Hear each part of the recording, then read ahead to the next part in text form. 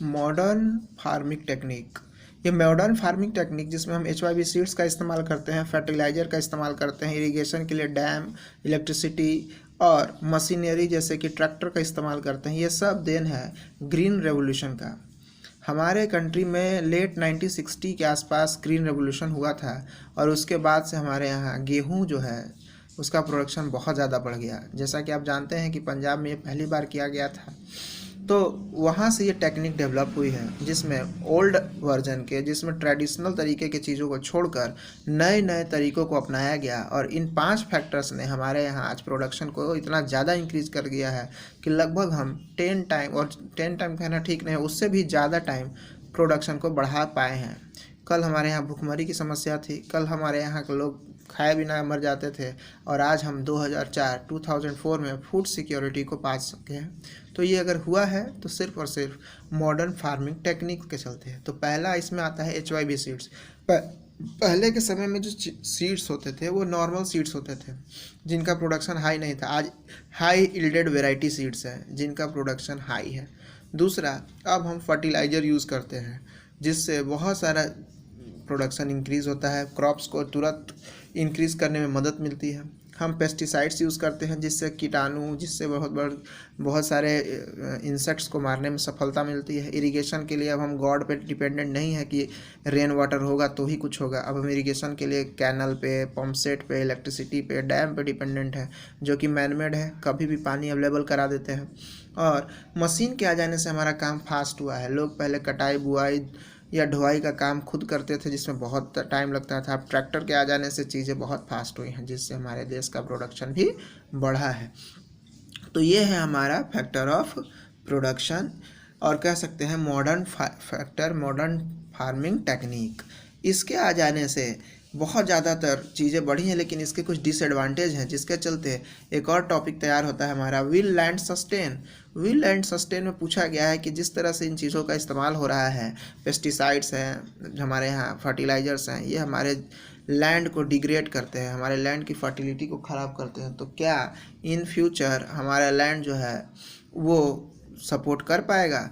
तो इसको समझने के लिए हमें समझना होगा कि हमें इनका इस्तेमाल तो करना चाहिए लेकिन कम से कम करना चाहिए, जिसके चलते फर्टिलिटी में भी कोई कमी ना हो। बीच बीच में हमको ऑर्गेनिक एग्रीकल्चर की तरफ भी मुड़ना चाहिए, जिसमें खाद की जगह पे गोबर का इस्तेमाल होता है, जिसमें वेस्टेज का इस्तेमाल होता है, जिसमें जानवरों के मल मूत्र का इस्तेमाल होता है। तो हम इन सब चीज़ों पर भी फोकस करने की ज़रूरत आ गई है।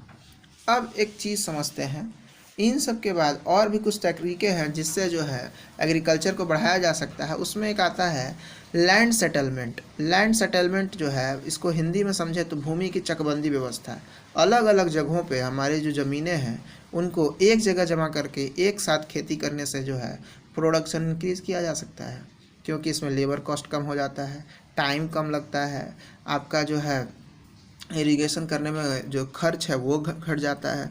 तो इन सब चीज़ों को भी अगर हम अपनाएं तो कर सकते हैं। इसका एक जीता जागता एग्जाम्पल हमारा पंजाब है, जहाँ पे भूमि की चकबंदी व्यवस्था, लैंड सेटलमेंट हो चुका है। बाकी के देशों में इसको लागू करने की बात कही गई थी लेकिन अभी तक ऐसा किया नहीं जा सका है। अब इसके बाद हम एक और तरीका अपना सकते हैं जिसको हम जो है मल्टी क्रॉपिंग या मिक्स क्रॉपिंग के तहत भी बढ़ा सकते हैं। एग्रीकल्चर के जो लैंड्स हैं वो कई बार मिक्स क्रॉपिंग करने से या मल्टी क्रॉपिंग करने से जो है उसमें एग्रीकल्चर के प्रोडक्शन को बढ़ाया जाता है। तो सबसे पहले हम ये दोनों टॉपिक को समझते हैं कि भूमि की चकबंदी व्यवस्था क्या है, या लैंड सेटलमेंट क्या है, या मल्टी क्रॉपिंग और मिक्स क्रॉपिंग क्या है। तो पहले land settlement. Land settlement technique है जिसमें आपके सभी जगह के एग्रीकल्चरल लैंड को ले लिया जाता है और बदले में उतना लैंड एक जगह दे दिया जाता है। यानी कि अगर आपके पास 1 कट्ठा, 2 कट्ठा, 10 कट्ठा, 5 कट्ठा, 20 कट्ठा करके सब करके जो है टोटल 50 कट्ठा ज़मीन है, उस सबको गवर्नमेंट ले लेती है और आपको एक जगह पे, एक सेम प्लेस पे, एक किसी खास एरिया में उतना जगह दे देती है। इसी को हम लैंड सेटलमेंट कहते हैं। अब मिक्स क्रॉपिंग। मिक्स क्रॉपिंग एक टेक्निक है जिसमें एक साथ एग्रीकल्चर के दो पौधे खेत में ग्रो किए जाते हैं। अगर आपने गाँव में देखा हो तो हमारे यहाँ जो सरसों है, सरसों के साथ तीसी, दोनों को एक साथ किया जाता है। इससे क्या होता है कि दो प्रोडक्शन हम एक बार में कर पाते हैं। मिक्स क्रॉपिंग फिर से समझ ले, एक साथ एक ज़मीन पे 2 पौधों को ग्रो किया जाता है, जिससे एक बार में ही दो दो तरह के प्रोडक्शन को हम पा जाते हैं। मल्टी क्रॉपिंग, एक ही लैंड पे साल के अलग अलग समय में अलग अलग तरह के एग्रीकल्चर किए जाते हैं, उसको हम मल्टी क्रॉपिंग कहते हैं। अगर हम बात करें तो इंडिया में अभी रेनी सीजन के टाइम पे पैडी होती है, धान की खेती होती है, इसके बाद गेहूं की खेती होती है, इसके बाद कुछ और, यानी पूरे एक साल में न जाने कितने तरह का एग्रीकल्चर उस पर होता है। इसको हम मल्टी क्रॉपिंग कहते हैं। अब जो है हम जो है समझते हैं कि हमारे यहाँ एक टॉपिक है कि कैपिटल नीडेड इन फार्मिंग, कि आज जो कैपिटल की रिक्वायरमेंट वो बढ़ गई है। तो जी हाँ, बिल्कुल बढ़ गई है। अब जिस तरह से मॉडर्न फार्मिंग टेक्निक आई है, इसमें बहुत ज़्यादा कैपिटल की नीड है, क्योंकि एग्रीकल्चर करना है तो मशीन यूज़ करना है, मशीन के लिए पैसा चाहिए, आपको फर्टिलाइज़र के लिए पैसा चाहिए, आपको पेस्टिसाइड्स के लिए पैसा चाहिए। तो रिक्वायरमेंट तो बढ़ी है, लेकिन इसके कंपेयर में चूँकि प्रोडक्शन इंक्रीज़ हुआ है, तो हमारे और आपके पास इनकम भी इंक्रीज हुई है, जहाँ से हम इसको कर पाते हैं। अब ये इनकम आता कहाँ से है? तो ये इनकम आता है सरप्लस से, कि जो हमारा प्रोडक्शन है उसमें जो सरप्लस बचता है उसको हम मार्केट में बेचते हैं, और बेचने के बाद हमारा जो है इनकम गेन होता है। तो समझते हैं सरप्लस होता क्या है।